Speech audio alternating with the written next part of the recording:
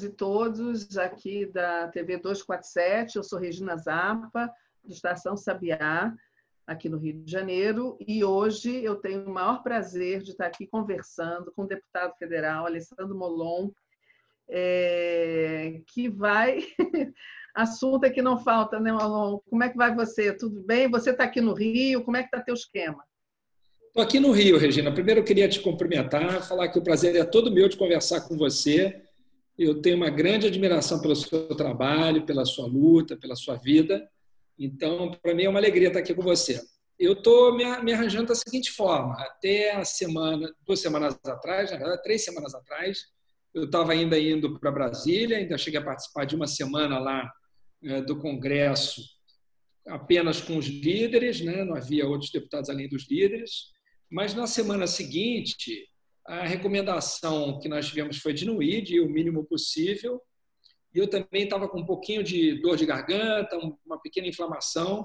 E aí meu médico também, por segurança, achou melhor eu não ir, porque se eventualmente eu tivesse com coronavírus, aí eu que poderia estar contaminando as outras pessoas, né? Então, nessas 2 últimas semanas inteiras e nessa aqui de agora, que daqui a pouco termina também, eu fiquei direto em casa, cumprindo a recomendação das autoridades sanitárias da gente ficar em casa e cumprir esse distanciamento social, que é algo muito custoso para a gente, né? É difícil, mas é necessário e é uma prova também de compromisso da gente com a humanidade, com as pessoas do nosso país, com as pessoas que a gente ama, e por isso é fundamental ignorar o que Bolsonaro vem recomendando e fazer o que os médicos e cientistas recomendam, que é cumprir esse momento tão difícil para evitar a sobrecarga do sistema de saúde, para que ele possa atender as pessoas que forem contaminadas e tiverem quadros mais graves. Então, eu estou participando aqui de casa. Agora, eu daqui também, eu procuro sempre mandar todas as sugestões que eu tenho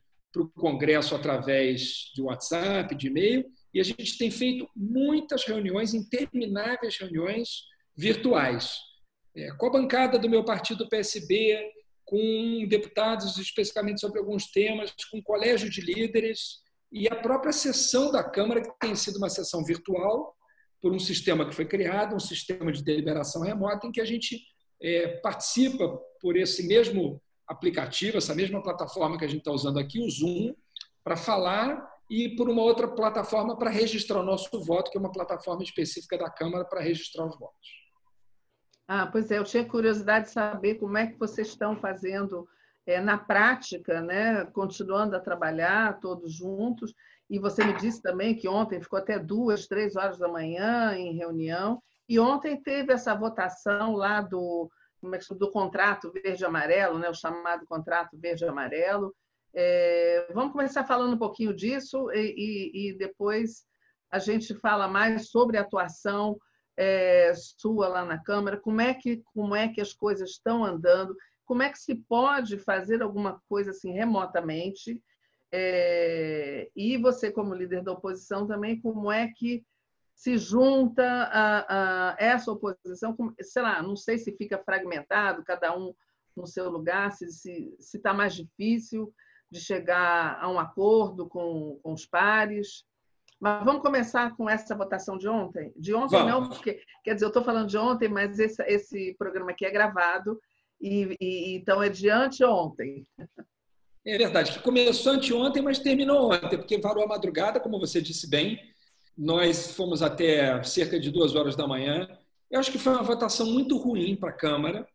A meu ver, a Câmara não deveria ter realizado essa votação, porque até agora, nesse sistema de deliberação remota, a Câmara vinha votando matérias praticamente consensuais, né? Praticamente matérias de socorro ao país. Nós conseguimos emplacar uma proposta nossa da oposição muito importante, que é o auxílio emergencial de R$ 600 por pessoa, limitado a 2 auxílios por família, incluindo mães solteiras com o direito de ter 2 cotas, portanto, R$ 1.200 aí no caso de mães solteiras. Na verdade, o texto precisa ser aperfeiçoado, porque devem ser famílias monoparentais, né? Quer dizer, tanto a mãe solteira quanto, eventualmente, o pai, que tenha filhos, também poder acessar esse benefício. Isso deve ser corrigido nesta quinta-feira na Câmara dos Deputados, com um projeto que veio do Senado. Mas a gente vinha fazendo decisões importantes na Câmara, tomando decisões importantes, dando passos de auxílio, basicamente em 3 frentes, Regina, que eu considero as 3 principais frentes para a gente olhar nesse momento. Primeiro, não deixar nenhuma pessoa sem atendimento médico, né? Então, nesse sentido, o Congresso aprovou uma liberação de recursos para muito além do déficit que já estava previsto para esse ano. Na prática, o Congresso deu um cheque em branco para o governo federal para que ele gaste tudo aquilo de que precisar com gastos com saúde. Então, não há mais qualquer razão para o governo dizer não podemos gastar porque senão a gente vai incorrer num crime de responsabilidade, o presidente pode ser impedido por conta desse crime. Não existe mais isso. O Congresso deu um cheque em branco assinado para o presidente da República gastar tudo aquilo de que precisar em saúde. Então, e para enfrentar essa pandemia em geral, mas especialmente em saúde. Então, essa era a nossa primeira preocupação, garantir que nenhum brasileiro, nenhuma brasileira ficassem sem atendimento médico. O governo federal, apesar disso, continua agindo de forma tímida e lenta. É um governo incompetente, é um governo incapaz, é um governo que está demorando a conseguir fazer as coisas acontecerem, inclusive pela irresponsabilidade do presidente da República e dos seus filhos, que continuam provocando desnecessariamente o governo chinês, quando nós sabemos que a China é hoje um dos principais, se não o principal potencial fornecedor de insumos para que a gente enfrente essa pandemia. Seja em máscaras, seja em respiradores, seja no que for, e o governo federal comprando briga desnecessariamente pelo presidente ou pelos filhos com o governo chinês. Uma insanidade, mais uma insanidade dentre tantas. Mas eu volto a continuar o meu raciocínio. Então, primeiro, garantir recursos para que todos os brasileiros tenham atendimento médico. Segundo ponto, garantir que ninguém fique sem renda por causa da pandemia. Então, nós fizemos isso com esse auxílio emergencial, que, no meu entendimento, e no entendimento do PSB, deve se tornar uma renda básica permanente para os brasileiros. O mundo inteiro avança para isso. Está todo mundo agora começando a perceber como é importante ter uma renda básica. E eu diria até, Regina, uma renda básica universal para qualquer pessoa, mesmo aquelas que não precisam dos R$600. Talvez alguém aqui nos ouvindo se pergunte, mas se alguém não precisa dos R$600, por que é que vai receber? Não é mais fácil dar para todo mundo e cobrar de quem não precisa a mais no imposto de renda do que todos os controles que são necessários se fazer para evitar qualquer tipo de fraude. Então, é melhor, e os países estão caminhando para isso, garantir uma renda básica para todos. Mas e quem ganha muito e não faz diferença ganhar aqueles R$500 ou R$600? Bom, ele vai pagar R$500 ou R$600 a mais de imposto de renda. Esse dinheiro volta da mesma forma que vai. Então, os países estão começando a caminhar para isso. Mas esse é um passo lá na frente. Antes disso, o que é importante a gente garantir? Que, nesse momento, quem precisa de renda tenha renda para sobreviver e não seja constrangido pela necessidade de sobrevivência a sair do distanciamento, a sair do isolamento social para ir ganhar seu dinheiro na rua. Isso é o que a gente quer evitar. Então, proteger a vida das pessoas e dar a elas condições de permanecer em casa. E o terceiro aspecto é proteger essa renda básica. Desculpe, só uma última observação. Ela se destina, sobretudo, a trabalhadores informais, a desempregados, a autônomos, portanto, aqueles que não têm uma renda fixa. Nesta próxima semana, o que nós temos que proteger? O emprego. Então, evitar que quem está empregado perca o emprego ou tenha o salário cortado pelo seu patrão e, ao mesmo tempo, evitar que aquela empresa que dá emprego para essa pessoa quebre por causa da pandemia. Então, proteger empregos e empresas, as empresas, por causa dos empregos, é o nosso próximo passo. Então, esse é o leque de iniciativas que eu acho que são as mais fundamentais e emergenciais para a gente tomar. Já tomamos 2 delas, falta a terceira. Claro que a gente tomou aquilo que está ao nosso alcance, que é liberar o dinheiro para o governo. Fazer o dinheiro virar respirador, virar teste, que não está sendo feito, virar máscara, virar álcool gel, é papel do poder executivo, não do legislativo. Apesar disso, nessa madrugada anterior, o Congresso votou uma medida a Câmara votou uma medida que vai contra isso, que é a retirada de direitos. E é um absurdo, porque é uma medida provisória que foi feita meses atrás, não tem nada a ver com a pandemia. Se destinava a criar empregos com menos direitos para jovens. É uma medida que, a meu ver, é uma medida que foi colocada da forma equivocada, é uma ideia errada, mas, além de tudo, é uma ideia errada de outro tempo e que se torna agora pior ainda. Quer dizer, isso não deveria nem ter sido votado. O correto era deixar a medida provisória caducar, ela expirar pelo prazo de validade. Mas a direita, que ainda é muito presente, muito forte na Câmara, pressionou, obrigou essa matéria a ser votada e ela foi muito mal votada. Eu vou te dar só um exemplo. Existe um dispositivo ali que diz que aquilo que for acordado em acordos coletivos, sindicatos e empregadores, vale mais para aquela categoria do que a lei e do que qualquer julgamento da justiça. Mesmo que a lei e o julgamento na justiça sejam melhores, mais favoráveis ao trabalhador, vai valer o acordo. Isso é um terror, porque imagina num momento como esse, Regina, qual é o sindicato que vai ter condições de não aceitar determinadas propostas com a faca no pescoço, com o risco dos trabalhadores perderem os seus empregos? Vai ser muito difícil. Então, a tendência é que os acordos sejam acordos ruins. Dizer que eles vão estar acima da lei é um absurdo completo. Então, foi uma noite muito triste. Isso criou um clima muito ruim entre nós da oposição e o Centrão e o presidente da Câmara. Criou um ambiente péssimo.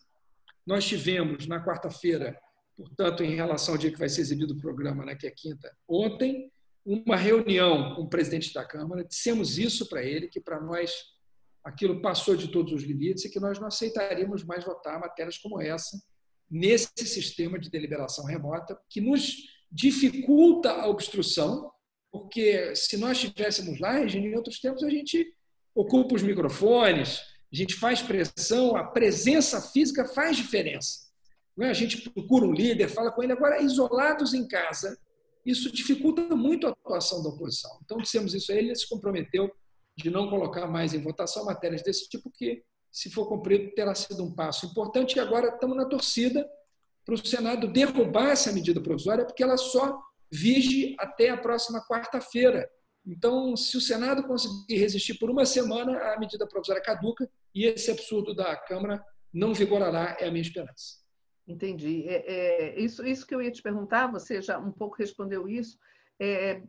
A gente não entende por que, já que você, como você disse, não tem nada a ver com a crise, por que foi votado agora, que tipo de pressão. E a impressão que a gente tem de fora, né, é que o presidente da Câmara está meio que manobrando aí para que essas coisas não sejam votadas agora e que se concentre tudo na votação da questão da crise. Por que você acha que isso foi, então, a votação? Essa pressão veio de onde? Veio do próprio presidente da Câmara? Não, eu acho que foi uma pressão feita pelo grupo dele sobre ele, pelos partidos que o sustentam, né? E que, portanto, cobraram dele que votasse essa matéria. Eu acho que ele errou, porque, ao fazer isso, ao ceder a essa pressão, ele contraria tudo aquilo que ele vinha fazendo. Eu acho que ele crescia dentro da Câmara com as matérias que ele vinha aprovando, não é? Quer dizer, ajuda ao governo federal para garantir recursos para a saúde, ajuda aos estados e municípios, que foi outra decisão que nós tomamos nessa semana, que eu acabei esquecendo de mencionar. Renda emergencial. Portanto, matérias todas elas positivas, todas elas de garantia de direitos, de proteção às pessoas no momento de dificuldade. Essa matéria é uma matéria de retirada de direitos que nada tem a ver com esse momento e sequer tem a ver, Regina, apenas com a ideia de contrato verde-amarelo, porque essa foi uma das propostas que nós, da oposição, fizemos ao Centrão. Dissemos, então vamos combinar uma coisa, vamos votar só o que diz respeito ao contrato verde-amarelo, essa contratação de jovens e pessoas acima de 55 anos, que foi um acréscimo feito na Câmara, tudo bem, mas não vamos mudar a legislação trabalhista permanente, a CLT, porque vamos discutir isso em outro momento, não agora. E isso não foi aceito, né? Eu vou te dar um exemplo de um outro contrabando que estava nesse texto que foi aprovado junto com a medida provisória. aumento da carga horária de bancários de 6 horas para 8 horas. O que é que isso tem a ver com a pandemia? Nada. Isso só interessa aos bancos. Isso, em vez de gerar emprego, gera desemprego, porque se você aumenta a carga horária das pessoas, você vai precisar de menos gente para cumprir as mesmas funções, já que as pessoas podem trabalhar mais. Então, é realmente pressão do capital, não é? Quer dizer, pressão dos grandes empresários sobre os seus parlamentares, que transmitem isso ao presidente, e ele, como é ligado a esse grupo, e representa especialmente esse grupo, acabou cedendo e cometendo um erro grave. Agora, a nossa esperança é para que o Senado corrija o erro cometido pela Câmara e que haja um raio de luz aí, de bom senso no Senado, para entender que não é hora de tirar direito de ninguém. Além do mais, isso do ponto de vista democrático é muito grave, porque as pessoas não podem sequer ir para a rua protestar ou pressionar o Congresso, estão isoladas em casa e assistindo pela televisão seus direitos serem tirados. Isso é muito sério. Nós dissemos isso ontem lá, né, que nós estávamos indignados com essa atitude e que não aceitaríamos que isso ocorresse novamente. Realmente, isso é muito grave. E a gente está vivendo, já que a gente está falando da crise também, uma esquizofrenia no país, né? Essa questão do Ministério da Saúde e o presidente dizendo uma coisa, o Ministério se comportando até corretamente em relação à crise, e agora a gente está falando aqui agora, a gente não sabe se o Mandetta ainda é ministro ou não tudo leva a crer que ele vai sair até o fim da semana, pode ser até que na hora que esse programa for ao ar já tenha sido resolvido isso, eu não sei. Mas você falou aí do cheque em branco que o Congresso deu para o governo. Como é que o Congresso tem poderes para fiscalizar de que forma essa verba vai ser gasta? Se vai realmente para a saúde, se vai para os hospitais? Isso é possível? Tem, Regina. Se o Congresso quiser, tem como fazer. Inclusive, foi criada uma comissão para acompanhar os gastos nesse período de calamidade que o Congresso, vocês devem se lembrar, ele decretou calamidade, foi um decreto de calamidade aprovado, e por si só já dava essa liberação para o governo gastar o que fosse necessário. Já que na lei de responsabilidade fiscal, fica claro, existe um dispositivo lá que diz que, em caso de calamidade pública, os limites da lei de responsabilidade são suspensos. Então, isso gera uma maneira também de dar essa liberdade para o governo gastar mais.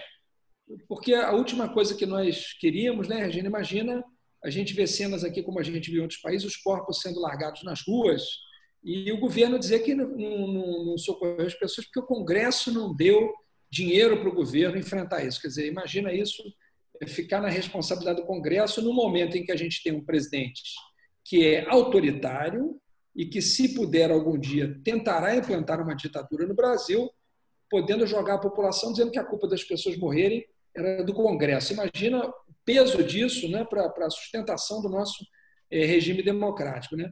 Mas, quando decretamos o estado de calamidade, foi criada uma comissão da Câmara com essa finalidade, de acompanhar os gastos e verificar a idoneidade desses gastos e se o dinheiro de fato está indo para onde ir. Isso é uma coisa muito séria mesmo, porque, por incrível que pareça, é uma coisa até que é chocante, mas infelizmente ocorre, tem gente capaz de se aproveitar do momento desse, né, de medo, né, de terror, de pânico das pessoas, para ainda por cima fazer gastos ilegais, indevidos, roubar dinheiro público. Quer dizer, é uma coisa até difícil de se acreditar que um ser humano seja capaz disso no momento como esse, mas infelizmente isso existe, então é preciso fiscalizar, e essa é uma das principais atribuições do Congresso, além de dar a liberação, mas aí depois acompanhar para onde foi cada centavo. Então, tem aí como é que se diz? Uma equiparação de força aí do Executivo com o Parlamento, e agora a gente viu que a Câmara deu 30 dias para o Bolsonaro mostrar os testes de coronavírus. Como é que isso pode ser cobrado? E se ele não apresentar, ele pode ser taxado isso de crime de responsabilidade? Como é que você vê isso e se há possibilidade de forçar o presidente a mostrar esses testes?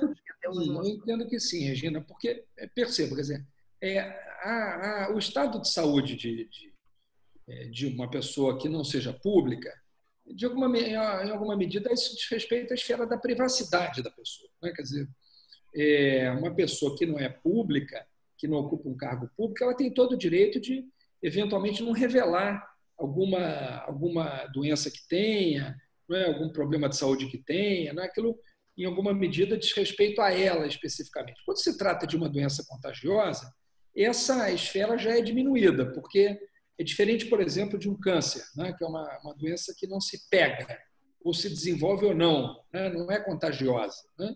Bom, nesse caso, você tem o direito de não relatar. Uma pessoa da esfera privada pode desejar não relatar isso. Quando se trata de uma doença infecciosa ou contagiosa, melhor dizendo, contagiosa, ela já reduz essa esfera de privacidade, esse direito a não relatar aquilo, porque o fato de você estar com aquela doença, em alguma medida, significa um risco para as outras pessoas. Agora, quando se trata de uma pessoa pública, esse direito não existe. Quer dizer, o país tem, no meu entendimento, tem o direito de saber como está o seu presidente da República. Então, as informações sobre a saúde dele são informações de interesse público. Isso não diz respeito à esfera da privacidade dele. Ele jamais poderia ter escondido como vem escondendo. E, sobretudo, agindo da forma inconsequente e irresponsável que ele vem agindo. Frequentando locais públicos, estimulando aglomerações em torno de si, abraçando as pessoas, tocando nas pessoas.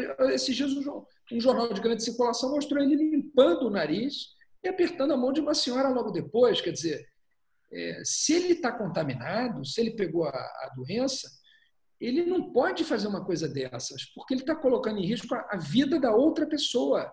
Então, ele tem que responder. O requerimento que foi feito é um requerimento que obriga a resposta. Portanto, o Planalto agora tem um problema jurídico, político para lidar com isso, porque terá que responder. Na verdade, no meu entendimento, já tinha havido uma decisão da Justiça nessa direção, que me parece que foi cassada, mas a Justiça já deveria ter determinado isso, porque ele não tem o direito de não revelar, de dizer fiz o teste e não digo o resultado. O próprio Hospital das Forças Armadas, da mesma forma. Se ele fez o teste no presidente e a juíza determinou, tinha a obrigação ao hospital de revelar a situação de saúde de cada um. E é muito estranho que naquela comitiva todo mundo tem apego, menos ele, né, Regina? É um negócio muito esquisito, né?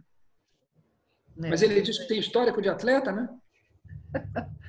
Pois é. Deixa eu antes da gente, vamos continuar um pouquinho mais nesse assunto aí da crise, enfim, da crise política e da crise na saúde.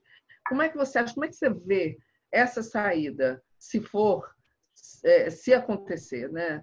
A saída do ministro Mandetta, do Ministério da Saúde, entrar um grupo que concorde em tudo, e é claro que é por isso que ele estaria saindo, né? Que concorde com o presidente, que não precisa de isolamento horizontal, que é só uma gripezinha, que o vírus já está passando. Como é que a população fica, né? Porque a gente ainda se pendurava um pouco ali no Ministério da Saúde com diretrizes corretas. E você acha que, então, a gente vai ter que se fiar nos governadores? Como é que você vê essa crise política dentro da crise do coronavírus? O Brasil tem aprendido a ignorar o presidente da República. Essa é uma medida de saúde pública, ignorar o presidente. Né? Eu espero que nós não cheguemos ao ponto de precisar ignorar o presidente e o ministro da Saúde. Né? Porque você disse bem, nós temos reconhecido a tentativa do ministro Mandetta, até esta quarta-feira, quando gravamos o programa, ministro, eu há pouco assistia uma entrevista coletiva dele, ele dizendo que vai sair, não sabe exatamente quando, depende do presidente. É uma situação absurda, né? Porque trata-se de alguém que vem procurando cumprir suas obrigações de forma técnica. Não é? Outro dia participei de um debate com o líder do governo e ele disse o presidente da República tem o valor de ter colocado um ministério técnico. E eu disse para ele, o que adianta ter colocado um ministério técnico se ele não ouve o ministério técnico? Né? Quer dizer, o que adianta? Mas, mal ou bem, ele estava coordenando ali a equipe e tomando as medidas corretas. Né? E era uma voz contra a voz do presidente ali. Agora não, agora nós não sabemos quem vem, né? E me parece que a demora do presidente de encontrar um substituto tem a sua razão nesse fato, quer dizer, ele quer encontrar alguém que subscreva as loucuras de que ele tenta convencer o país, né? De que é uma gripezinha, de que é uma histeria. Agora adotaram uma nova estratégia na forma de divulgar o número de mortos. Eles vão tentar começar a divulgar o número de mortos por milhão de habitantes, para tentar fazer com que o nosso número pareça pequeno. Mas não é pequeno o nosso número. Eu vi a comparação dos nossos dados de ontem com os dados da Espanha, exatamente no mesmo dia da pandemia da Espanha, lá começou antes, né? E os números eram muito semelhantes, com um agravante: a Espanha testa muito mais do que o Brasil. Então, Gina, bem da verdade, a gente não tem a menor ideia de quantas pessoas estão contaminadas. A gente não tem a menor ideia de quantas pessoas já morreram disso. A gente não tem a menor ideia de nada, porque a gente não tem dados. E os testes, o governo não providenciou. Isso levanta na gente até uma certa dúvida do porquê essa demora toda em fazer os testes. Será que é para que não tenhamos os dados verdadeiros? Quer dizer, por que tanta demora? A gente fica com essa preocupação. Se o Ministério da Saúde for ocupado por alguém que, de alguma maneira, se comporte de forma irresponsável, eu acredito que haverá uma reação do mundo político e também até, talvez, do mundo jurídico. Eu acho que tanto o poder legislativo quanto o poder judiciário não assistirão a isso inertes. Não é? Quer dizer, está todo mundo percebendo a gravidade do momento, está todo mundo entendendo o risco que isso traz para a vida dos brasileiros. Não é uma questão de opinião, não é uma questão de ideologia, não é uma questão com a qual a gente possa concordar ou discordar, é um fato. Né? Quer dizer, o mundo inteiro está com esse problema, o mundo inteiro está isolado. E o presidente da República aqui imagina que é ele que vai fazer diferente de todo mundo e vai dar certo. Quer dizer, foi escolhido por um jornal norte-americano o pior líder mundial no enfrentamento do Covid. Quer dizer, é uma coisa gravíssima para o país. Então, se vier um ministro da Saúde que atue na mesma linha dele, eu acho que haverá uma reação do mundo político forte. Acho que não vai ficar por isso mesmo. Você tem razão. O mundo inteiro está criticando e está apavorado, porque ele não é só uma ameaça à saúde dos brasileiros, mas acaba sendo a saúde do mundo inteiro, que é o que se está falando fora do Brasil, na imprensa estrangeira, né? E você falou aí que o Brasil aprendeu ou está aprendendo a não ouvir o presidente. E a gente tem notícias de que o Bolsonaro seria agora um presidente operacional, que quem estaria mesmo ali com força ali, ou mandando no executivo seriam os generais, o general Braga, por exemplo, e, enfim, aquele círculo militar que cerca ele. O que você tem a comentar sobre isso? É isso que você percebe? É isso que você ouve? Olha, em alguma medida sim, Regina. Isso nos coloca numa situação paradoxal, né? Porque, veja, por um lado, isso nos traz uma grande preocupação. Essa militarização do governo, a ideia de uma junta militar que governa de fato, embora não de direito, né? Quer dizer, que na prática governa. Essa ideia de que não é o eleito que governa, mas é o entorno militar do eleito que determina para onde vai o governo. É algo muito preocupante considerando a história do nosso país. Nós não aceitamos a hipótese de viver numa nova ditadura, de ver militares não eleitos, ou seja, quem for não eleito, mandando no país. Quer dizer, uma democracia, com todos os problemas que tem, é, sem dúvida nenhuma, o melhor regime que a gente pode adotar. Por outro lado, à medida em que esses generais acabam tendo mais sobriedade e equilíbrio do que o próprio presidente, nós nos vemos na situação paradoxal de nos sentirmos aliviados por algumas ponderações que eles fazem. Quer dizer, é uma situação esdrúxula, né? Porque é inaceitável uma ideia de uma junta militar governando. Democraticamente, isso é uma aberração, né? Constitucionalmente, isso é uma aberração. Por outro lado, como há um insano na presidência da República, não há outra palavra para se referir a ele, infelizmente, ele é um insano. Ele, à medida que tenta coisas piores do que a junta militar que está no entorno dele, permite, quando a junta militar pondera e freia, traz um alívio para a nação. Quer dizer, uma situação muito bizarra essa que a gente está vivendo, né? Realmente, nem os mais pessimistas poderiam imaginar, sei lá, 3, 4 anos atrás, que a gente viveria isso que a gente está vivendo. É uma tempestade perfeita, porque você tem uma pandemia da gravidade que tem essa, uma situação mundial dramática e o Brasil com o pior líder que poderia imaginar num momento como esse. Então, é uma tragédia. É uma situação muito difícil para a gente, para todo mundo. O que a gente sente é que a gente está à deriva nesse processo todo. Agora, queria entrar num assunto que eu acho que é o que todo mundo na esquerda ou na centro-esquerda está falando, está desejando e está querendo saber como é que está caminhando, que é essa frente ampla, essa união da esquerda, do centro. E tem gente, até ouvi uma entrevista, até o Dirceu falando que até a direita tem que entrar nessa frente ampla para derrotar o principal inimigo, que se chama Jair Bolsonaro. Como é que você acha que deve ser costurado? Como é que está acontecendo? Está andando? O que você acha isso, estando num partido que faria parte também dessa frente? Olha, Regina, assim, a minha sensação é de que a gente tem dado passos importantes lá no Congresso, né? As dificuldades desse momento têm nos ajudado, né, a crescer na convivência dos partidos, na articulação da oposição. Nós temos tido, nas últimas semanas, uma atuação coordenada muito boa. Então, os partidos todos têm se reunido. Nós temos reuniões quase que diárias dos líderes de partidos da oposição. Então, isso tem nos ajudado a caminhar. É claro que essa caminhada é uma caminhada difícil, tortuosa, porque os partidos políticos têm, naturalmente, os seus projetos próprios. Não é? Isso é lícito, é legítimo. Têm os seus pré-candidatos, desejam protagonizar essa frente ampla. Todo mundo é a favor de frente ampla, mas todo mundo quer que a frente ampla seja em torno do seu candidato, né? Então, todo mundo é a favor, desde que seja em torno de si. Então, tem desafios, evidentemente. Mas eu sinto que a gravidade do momento, felizmente, está trazendo responsabilidade a todos, no sentido de que não é mais possível olhar para a conjuntura e para os próprios projetos que os partidos têm e para os próprios planos que havíamos feito, como se as coisas estivessem normais, né? Esse não é um período de normalidade, é um período de exceção, infelizmente.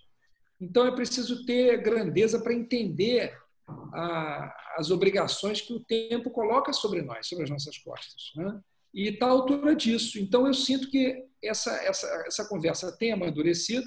Esse episódio de desencontro com o Centrão na votação da carteira verde e amarela foi um acidente de percurso ruim, porque até então a gente vinha, em todas as outras matérias, construindo com os partidos de centro também e conseguindo isolar a extrema-direita, né? Já esse gesto da aprovação da medida provisória do presidente da República afasta um pouco o Centrão da gente e reaproxima o Centrão da direita e da extrema-direita. Votaram todos juntos. Novo, DEM, PSL, todos entusiasmados com esse contrato verde e amarelo, que, aliás, não deveria se chamar verde e amarelo porque é usar as cores nacionais para uma coisa que prejudica o trabalhador, é uma covardia, né, como símbolo nacional. Mas eu sinto que, entre os partidos de oposição, isso vai avançando. A gente tem dado passos, né? E é claro que é preciso ter a grandeza, e eu acho que a Argentina deu um exemplo para a gente disso, né, Regina? Assim, o que aconteceu na Argentina foi muito importante. Houve essa capacidade de se formar uma frente pensando na vitória no segundo turno, né? E eu tenho visto notícias tão alvissareiras sobre a Argentina. O Fernandes lá alcançou 91% de aprovação. 91%, né?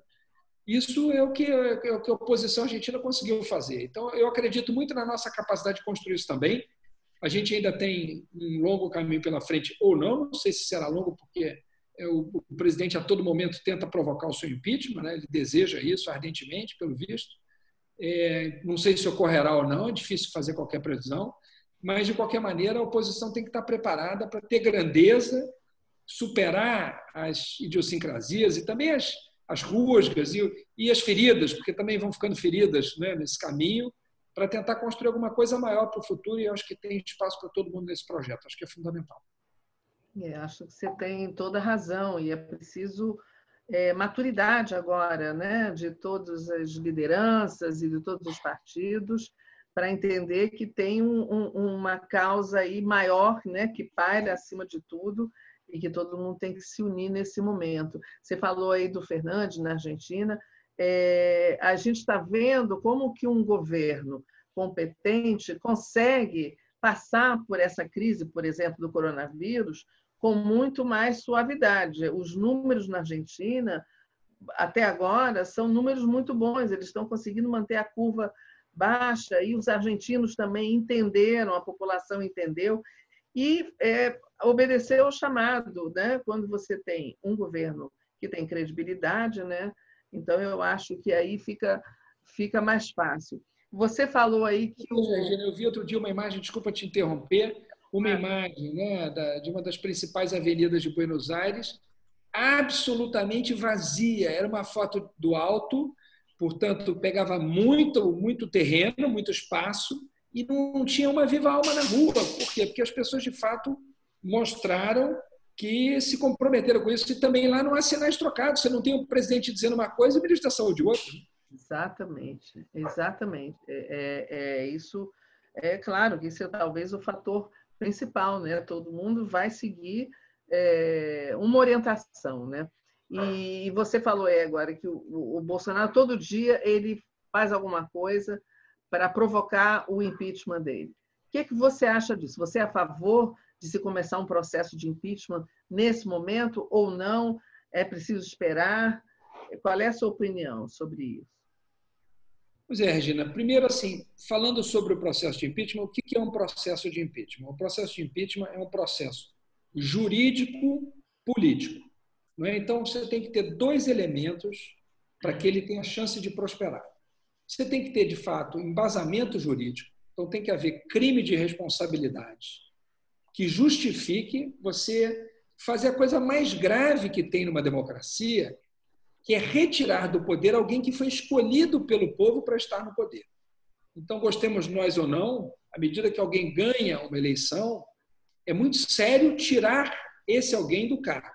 Para isso, você tem que ter, primeiro, crimes de responsabilidade claramente configurados. No caso dele, eu não tenho a menor dúvida que há já vários crimes de responsabilidade configurados. Vários. Uma penca de crimes de responsabilidade. Então, o aspecto jurídico, com certeza, já está dado. Mas eu acredito que não haja o aspecto político. Primeiro, eu não acho que o país deseje isso nesse momento majoritariamente. Recentemente, uma pesquisa do Datafolha mostrou que a maioria das pessoas acha que ele mais atrapalha do que ajuda. Mas a maioria das pessoas também não deseja a renúncia dele. O que isso quer dizer, na minha opinião?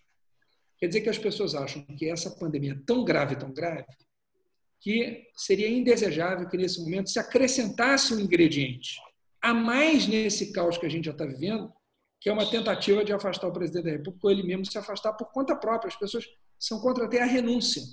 Quer dizer, o comandante do barco é maluco, mas pelo menos tem um. Ele fica girando como é que se chama o instrumento de... Me faltou agora a palavra. Girando o timão. Girando o timão de um lado para o outro de forma enlouquecida, mas pelo menos tem alguém ali. Não é? Me parece que é um pouco essa a sensação do povo brasileiro em relação a isso. Por essa razão, eu sou contrário. E os partidos de oposição estão todos aliados nisso, quer dizer, não há nenhum partido de oposição, nenhum, que nesse momento entenda que isso deva ser levado adiante.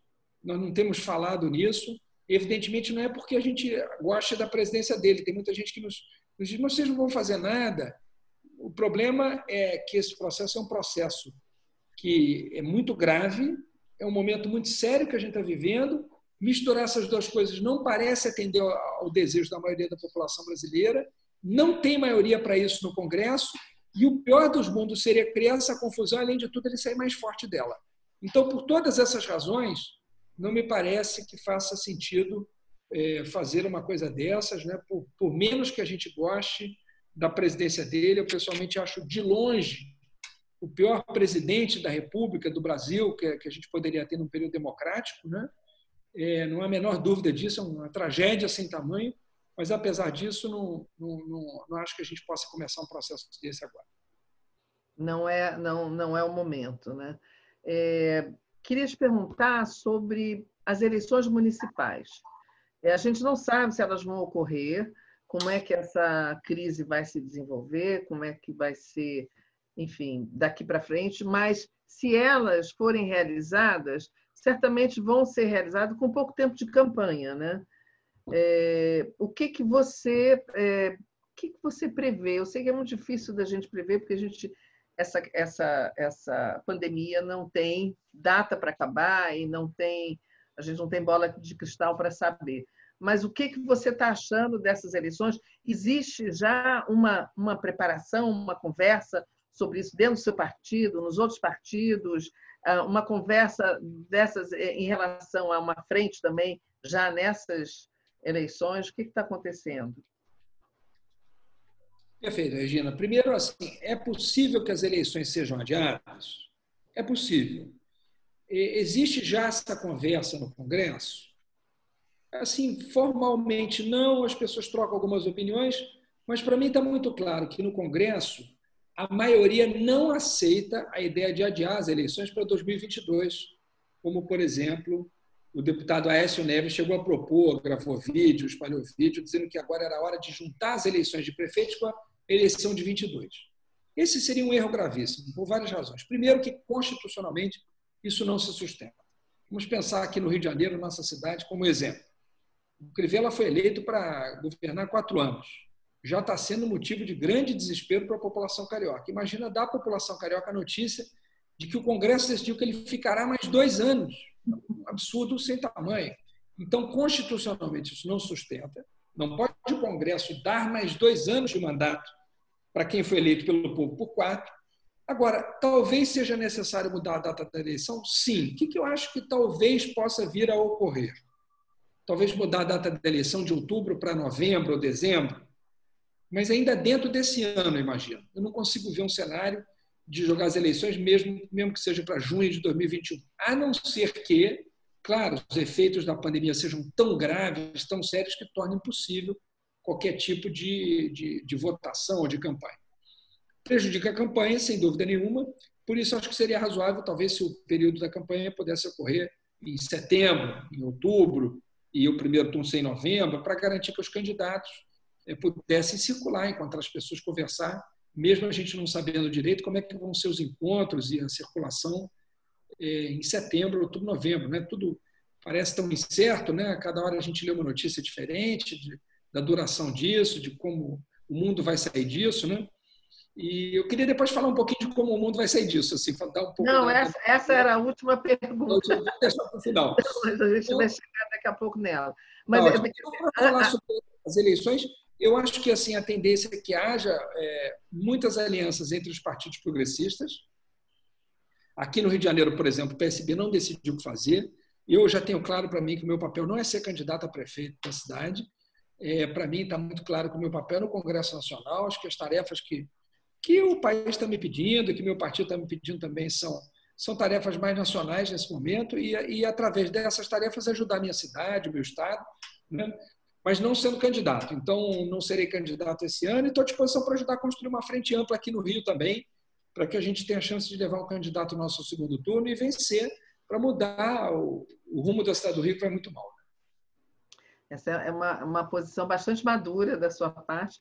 Acho que tem muita gente que vai lamentar isso, mas eu acho que é isso mesmo. Tem que ter um candidato e toda a esquerda se concentrar em torno de escolher a pessoa melhor, que tenha mais possibilidade de ganhar a eleição, porque a gente está precisando disso, acima de qualquer outra coisa. Aí depois, mais adiante, vai se ver cada partido com a sua proposta e tal, fica para uma outra hora. Mas você, então, se antecipou aí, que era o que eu ia te perguntar agora, o que você acha, para onde que a gente está caminhando, porque a gente está sendo submetido a duas grandes tragédias, né?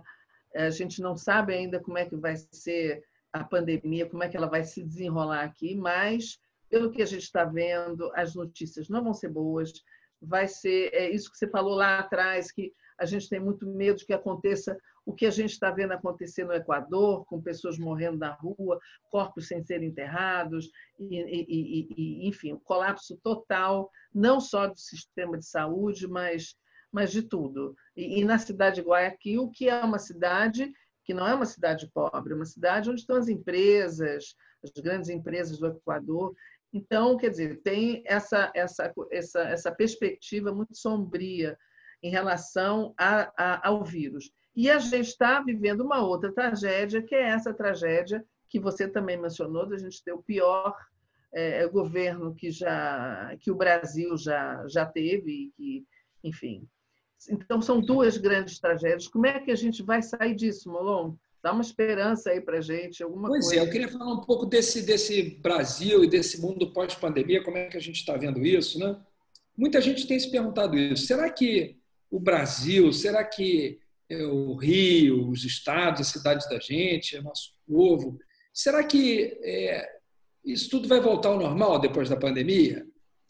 Eu espero que não, Regina, porque foi o normal que nos trouxe aqui, né? Então, acho que a ideia de voltar para o que era antes é uma ideia ruim. Eu acho que a gente tem que criar um novo normal. A gente tem que ir para uma outra coisa, uma outra forma de organizar a sociedade, de construir a nossa civilização, né? Vou dar alguns exemplos, né? Olha que dado triste. Algumas pesquisas estimam que, durante a pandemia, morreu menos gente de poluição no mundo do que gente de coronavírus. Quer dizer, é como se o número absoluto não tivesse sido negativo. O número de pessoas que deixou de morrer por poluição é maior do que o número de pessoas que teriam morrido por coronavírus. É claro que as duas tragédias são gravíssimas, a gente não quer que as pessoas morram por razão nenhuma, mas que mundo é esse que a gente está construindo, que o fato desse vírus nos obrigar a diminuir a produção industrial e a poluição fez com que o Himalaia fosse visto da Índia, com que as tartarugas voltassem a ocupar as praias da Índia, o que não faziam há décadas, que os canais de Veneza tenham se tornado transparentes. Ou seja, que mundo é esse que a gente estava vivendo, para onde a gente estava levando o planeta, para que tipo de esgotamento, em que dezenas de milhares de pessoas teriam morrido de poluição se a gente continuasse naquele ritmo, né? São estudos que são estimativas, é claro que não é possível provar, mas são científicos, né? São pesquisadores sérios que fazem essas contas, que montam esses modelos. Então, a gente tem que criar uma outra forma de viver, né? E aqui eu acho que aquelas mudanças que pareciam mais difíceis antes da pandemia agora são mais possíveis. Por exemplo, né, o mundo caminhar para uma economia verde, de fato, para um outro tipo de produção. O Brasil não apostar em ser um país extrativista e que viva da exportação de produtos primários, mas que aposte na ciência e tecnologia, mas que desenvolva mecanismos para aproveitar essa riqueza, que são serviços ambientais que a gente presta para o mundo, e valorizar isso, e colocar no centro da vida as pessoas. Essa pandemia vai mostrar, vai cobrar o preço, Regina, do maior problema brasileiro, que para nós é a desigualdade, porque as pessoas que moram em comunidades em favelas vão se contaminar com muita facilidade pela proximidade física. Como as pessoas moram muito mais apertadas, é muito mais difícil fazer o isolamento e proteger as pessoas umas das outras. E essa desigualdade vai cobrar esse preço agora, infelizmente. Eu espero estar errado, eu torço para que eu esteja errado. Mas, infelizmente, o que os cientistas estão dizendo é que isso vai chegar forte. Já morreram 5 pessoas aqui na Rocinha, né? O último dado que eu tinha visto são de 5, certamente é a maior de pessoas mortas na Rocinha. Então, a gente vai ser obrigado a falar assim, que habitação a gente quer para os brasileiros? Que outra forma de habitação?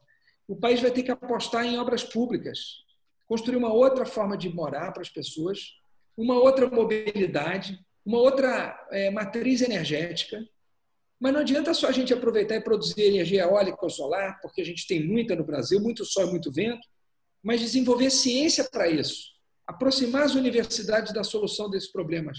O Brasil, Regina, em termos de produção científica, ele chega muito perto da Coreia do Sul, que é um país muito importante também em termos de artigos científicos publicados. Mas se a gente comparar o número de patentes que o Brasil tem por ano com os números da Coreia do Sul, a gente perde de lavada. Como é que a gente produz tantos artigos científicos quanto a Coreia, mas a gente patenteia muito menos? Porque não há ligação entre o que as universidades estão pesquisando e produzindo e o mundo mesmo da produção. No Brasil, a gente não fez essa ligação, ela não está bem feita. Então, a gente não aproveita a riqueza que são os nossos cientistas e não conseguem, de alguma maneira, fazer os empreendedores, as indústrias aproveitarem aquilo que eles estão inventando. Olha as descobertas desse tempo de pandemia. A USP e a COP, o que inventaram em termos de respiradores, 10 vezes mais barato que os que tem no mercado. Então, olha a capacidade da gente, nós não estamos aproveitando isso. Então, eu acho que o grande desafio da gente é, nesse momento, fazer o que se fez durante a Segunda Guerra. Durante a Segunda Guerra, antes dela terminar, já se pensava um plano para o pós-guerra. Como reerguer o mundo?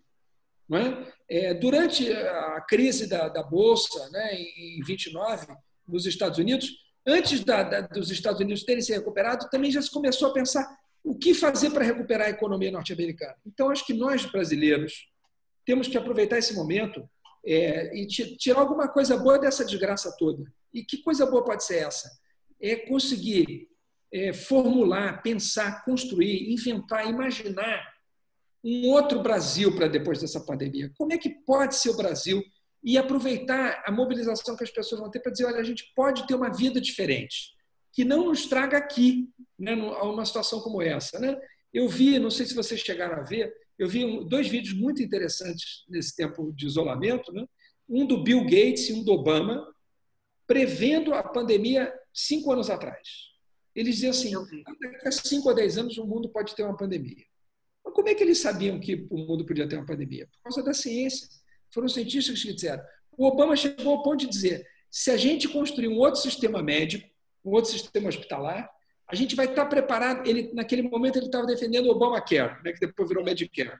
Não conseguiu implementar aquilo como gostaria, pela reação dos republicanos. Os Estados Unidos hoje podiam ter muito menos mortos, se tivessem se preparado para isso. Então, eu espero que esse momento tão difícil para a gente nos ajude a mobilizar a energia da sociedade brasileira, a capacidade de imaginação, a capacidade de sonho, de formulação, de projeção para criar um outro futuro para o Brasil. Eu espero que a gente não volte ao normal. Espero que a gente crie um novo normal. Não, você tem toda a razão. É isso que a gente deseja, esse novo normal. Mas queria te perguntar uma coisa que também não sei a resposta para isso. Nesse novo normal, como você falou, a gente precisa cuidar da distribuição de renda, fazer talvez uma reestruturação industrial, né? Que a nossa indústria também foi para o beleléu. E a gente viu, desde o governo Temer, um desmantelamento da pesquisa, né? uma cassação das bolsas dos pesquisadores, quer dizer, aquela ameaça a toda a universidade pública. Para a gente ter um novo normal, a gente vai precisar de uma vontade política, né? de uma nova orientação política num país que a gente não sabe o que vai sobrar dele, porque a gente já vinha sofrendo um desmantelamento né, de várias coisas importantes, do Estado e da saúde, da educação, né? Fora pesquisa, fora indústria, fora tudo isso, e agora, ainda por cima, vem a pandemia. Então, eu não sei como é que a gente vai estar quando isso acabar. E a gente vai ter que escolher uma liderança para conduzir a gente nesse caminho, quer dizer, nessa política que vai trazer para a gente tudo isso que você está falando. Será possível isso? Será que a sociedade finalmente vai entender que o que vinha acontecendo, né? Eu também li sobre isso, a pessoa dizendo, não, o que a gente tinha antes, esse normal, foi o que não deu certo, né? Foi o que deu no que deu, com essas políticas, sem políticas públicas fortes para a educação, para a saúde, tudo isso que a gente sabe. Será que a gente vai conseguir, Molon, Eu não sei. Eu acho que sim, Regina. E eu aposto que sim, por uma razão simples. Por exemplo, vou dar 2 exemplos. Havia um grande desprezo, uma grande desconfiança em relação ao SUS por boa parte do mundo político. Agora, o próprio ministro da Saúde, de um governo privatista, não dá a entrevista sem o colete do SUS. Isso. Então, assim, o SUS, que foi talvez a grande conquista da Constituição de 88, né? Essa ideia de um sistema universal, essa ideia de um sistema que atende a todos, independente da pessoa provar que é contribuinte da Seguridade Social, como nos Estados Unidos, a pessoa que não tem morre sem atendimento médico, né? Aqui não, a gente conseguiu criar uma coisa fantástica, o SUS com todos os problemas que ele tem, com todas as limitações, mas é uma empreitada fantástica. Eu acho que o SUS sai de outro tamanho depois dessa pandemia. Eu acho que as pessoas vão entender de outra forma a importância de um sistema público e universal de saúde. Outra coisa que eu acho que sai de outro tamanho, a ciência.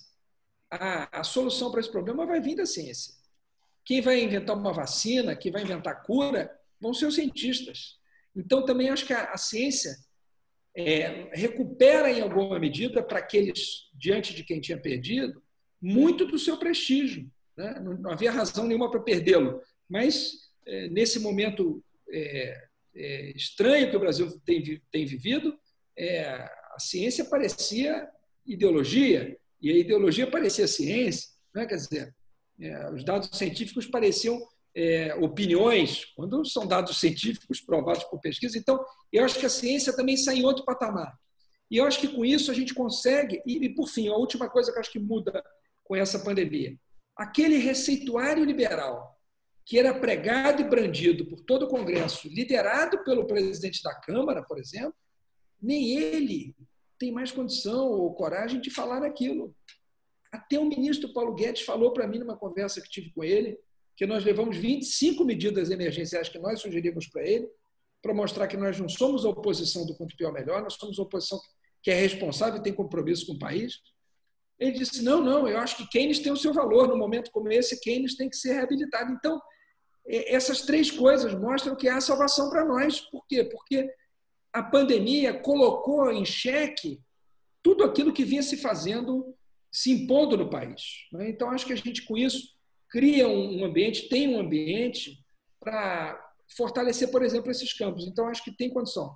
Sobre liderança, nós vamos ter que construir esse movimento juntos, né? Eu acho que a gente não está no momento em que a gente tenha um líder no Brasil que seja capaz de unificar tudo isso, mas acho que do processo emergirão lideranças importantes e que podem nos ajudar nessa tarefa, junto com a sociedade civil organizada. Eu acho que a gente não deve ser nem pessimista, porque, como diria o Ariano Suassuna, o pessimista é um chato, o pessimista tudo sempre vai mal e tudo vai sempre acabar ruim, e também não adianta ser um otimista irrealista, digamos assim, né? Ele dizia que o otimista é um bobo, porque acha que está tudo ótimo quando as coisas não estão ótimas. Ele dizia, eu prefiro ser um realista esperançoso. Então, eu acho que, como Ariano Suassuna, a gente tem que ser realistas esperançosos, né? Conhecer a gravidade do momento, saber que é um momento muito difícil pelo qual a gente passa, mas não abrir mão da esperança, para a gente não se paralisar, não se desmobilizar e não achar que está tudo perdido. Tem muita coisa para fazer, o Brasil é muito grande, nosso povo é gigante, então vamos apostar nisso e fazer essa mudança acontecer, tentando construir, depois dessa pandemia e já durante ela um pouco, esse projeto de Brasil que a gente quer e merece. É isso aí, Molon. Eu acho que essa nova dimensão, como você disse, que a ciência vai ganhar, que a saúde, que o SUS vai ganhar, por exemplo, já é uma esperança agora, né? E fico muito feliz de ter conversado com você, a gente está chegando aqui no final, e de você ter deixado essa esperança aqui para a gente, para quem está assistindo a gente aqui no 247. Queria te agradecer muitíssimo e esperar que as coisas agora não sejam tão ruins quanto a gente está imaginando e que para depois a gente tenha um mundo novo, um novo normal, com todo mundo caminhando de novo num caminho progressista do progresso e do desenvolvimento. Muito obrigada, Molon. Foi um enorme prazer falar com você. Muito obrigado, Regina. Eu que agradeço o convite, a oportunidade. Foi uma grande alegria para mim também conversar com você. e com todo mundo que acompanha o 247. Muito obrigado, um beijo grande para você e vamos em frente juntos. Vamos em frente, um beijo grande. Muito obrigada a vocês que estão assistindo a gente, também devem ter gostado muito dessa conversa. E uma próxima vez a gente chama o Molon aqui de novo, mais adiante, para contar como é que estão as coisas, como é que as coisas estão indo lá no Congresso e no país, e, enfim. Foi muito importante essa conversa. Obrigado e até a próxima, todo mundo.